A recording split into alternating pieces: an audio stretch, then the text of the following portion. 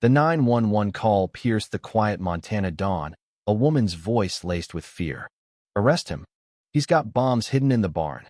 That was Diane Whitaker, the self-styled protector of Pinecrest Valley, shrieking into the phone after she and her homeowners association crew hauled heavy black bags from my property into the open yard.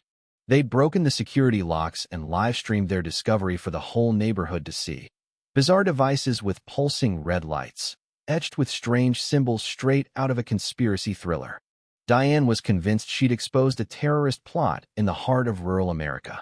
She didn't know she'd just unveiled gear from a top-secret federal operation, the kind no civilian was meant to lay eyes on. 9 minutes later, military helicopters roared overhead. A task force descended, secured the equipment, and zip-tied Diane before vanishing her from Pinecrest. No one knows where she went or if she's still out there. I'm writing this from Seattle, under the name Lucas Hayes, weaving stories that teeter on the edge of truth and terror. 3 months ago, my life was as predictable as a Tech Bros coffee order. I was Ethan Caldwell, a 34-year-old software engineer in Seattle, coding by day and hiking on weekends. Then my grandfather, Walter Caldwell, died suddenly, leaving me his 200-acre Montana ranch. That inheritance dragged me into a nightmare of federal agents, paranoid neighbors, and military hardware that could fuel a small war. In hindsight, I should have caught the warning in the inheritance papers' fine print: existing contractual obligations. Grief made me careless, and I was too eager to ditch Seattle's tech grind for Montana's wide-open silence to read closely. The Caldwell Ranch was a relic farmhouse, red barn, and a cattle shed Grandpa always kept locked. As a kid, I'd bug him about it during summer visits, but he'd just pat my head and mumble about old farm gear before steering the conversation elsewhere. In late September, sorting through his things, I found the house full of nostalgic keepsakes, photo albums, his Vietnam Purple Heart, stacks of Zane Grey novels. But the cattle shed was another story.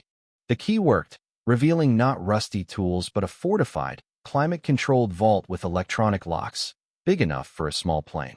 Among Grandpa's papers was a document that chilled me, a federal storage lease signed in his trembling hand from 3 years back, when Alzheimer's was stealing his clarity.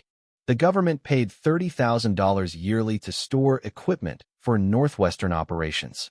The agency's name was blacked out, marked "Need to Know Only."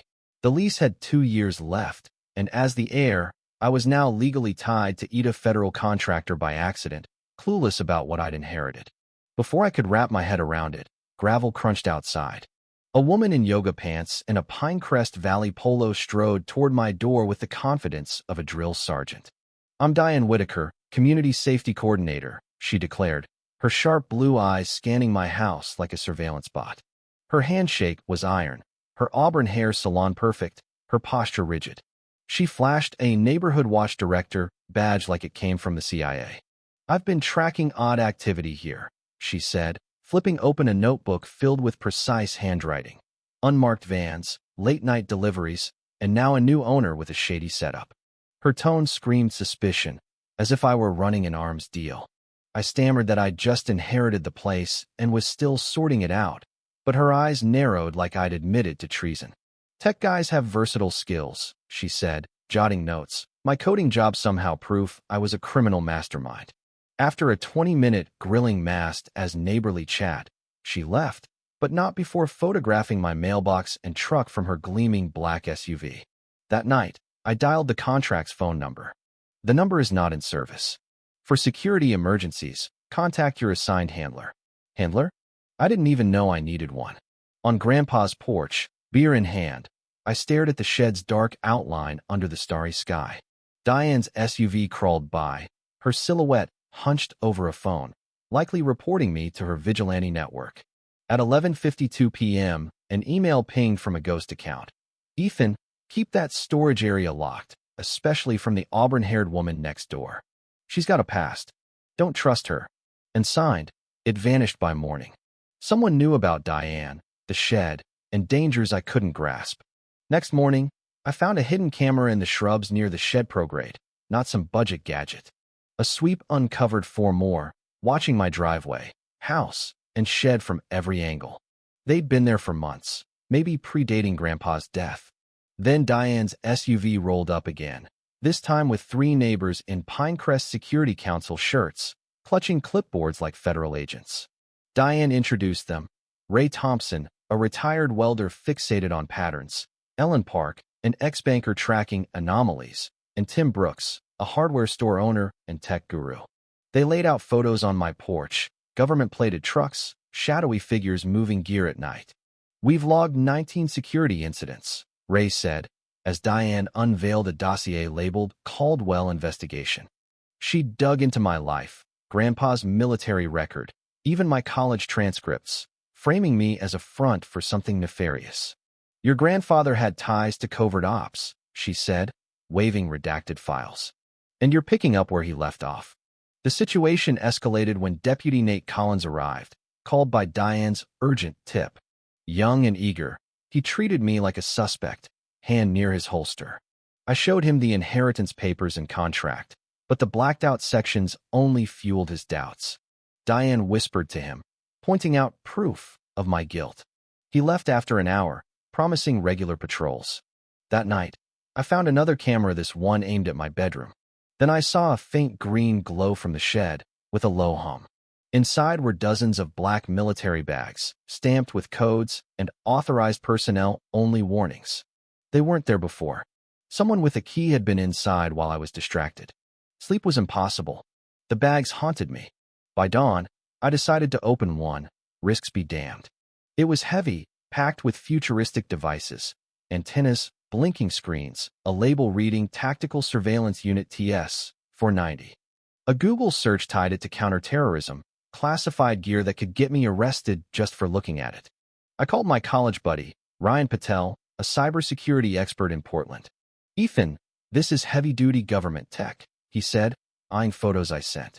"FBI, maybe NSA. Your grandpa wasn't storing hay." He traced serial numbers to defense contractors, warning that even these images could flag me with Homeland Security. Researching Diane, I learned she'd spent 12 years at the Defense Intelligence Agency, retiring in 2018 after a failed mission called Desert Storm, which cost lives and sparked hearings. Her LinkedIn was vague, but records hinted at PTSD and paranoia. Then a new visitor showed up: Claire Morgan, a freelance journalist studying rural security. Her questions about Grandpa's military past and Diane's DIA history were too sharp for a local reporter. When she dropped a USB drive, I checked it. It held files on Diane's psych reports, Desert Storm incident logs, and an FBI watch list citing her instability. Claire was no journalist. She was likely a Fed. Diane's campaign went viral. Her Pinecrest Patriots Facebook group ballooned to 400 members, spreading posts about my terrorist base. Her surveillance photos and conspiracy rants exploded online, painting me as a national threat. I got death threats, my inbox flooded with hate. Ryan called with worse: the storage contract expired 6 months ago. The gear was technically stolen federal property, and I could face decades in prison. Then I found a GPS tracker on my truck, proof Diane's crew had invaded my garage. A fake FBI complaint landed in my mailbox, accusing me of terrorism with chilling detail. At 7:45 a.m., on a cold October morning, Deputy Collins returned with 2 officers and Diane, now in a Homeland Security advisor vest, waving a search warrant. They stormed the shed, Diane live-streaming to 400 viewers, framing the bags as bomb-making gear. "This is a detonation trigger," she declared, holding a radio. Her 900 viewers bought it, shares spiking. Then a voice cut through. "Step away." Agent Vanessa Reed, FBI, appeared with a SWAT team, her badge trumping Collins' warrant. "You've compromised a federal operation," she said, as Diane's stream died. The shed held surveillance tech for Operation Silent Hawk, tracking arms traffickers. Diane's live stream had wrecked an 8-month mission, endangering lives across 19 countries. Her DIA training made her see threats everywhere, but her PTSD from Desert Storm, where her bad intel killed 12 agents, had twisted her reality. She wasn't jailed, but sent to a federal medical facility. Grandpa, it turned out, was just a patriot leasing his shed, not a spy. The feds apologized, paid off my mortgage, and offered me a role managing the site. Collins, humbled, became a detective, learning to verify sources. Diane's followers apologized, some pushing for veteran mental health support. 6 months later, Diane sent a letter from treatment, her handwriting clear. "I thought I was saving lives," she wrote, including a watercolor of Montana's hills, signed D. Whitaker, healing. "My ranch is now a secure federal site, and I balance coding with duty." Diane wasn't evil, just broken. Her story asks, what if those we fear are just battling unseen demons? Sometimes, justice is about healing, not punishing those lost in their own wars.